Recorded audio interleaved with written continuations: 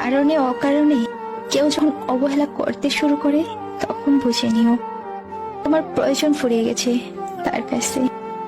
যে ভালোবাসে সে কষ্ট দিতে পারে না, আর যে কষ্ট দেয় সে আসলে কখনো ভালোবাসেনি।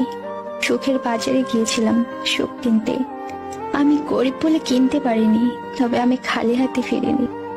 কষ্টের দাম অনেক কম ছিল, তাই মন ভরে কষ্ট নিয়ে এলাম। পরে উপরে সবাই ভালোবাসা দেখায়, কিন্তু ভিতরে ভিতরে সবাই নিজের স্বার্থের দিকে তাকায়। আমি স্বার্থপর নই, শুধু তাদের থেকে দূরে সরে যাই যাদের কাছে আমার কোনো মূল্য নেই।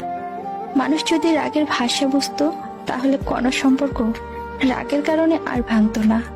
চাওয়ার অধিকারটা সবার থাকলেও কিন্তু পাওয়ার ভাগ্যটা সবার থাকে না। যদি ভালো না লাগে তাহলে বলে দিও, চুপ করে তোমার জীবন থেকে হারিয়ে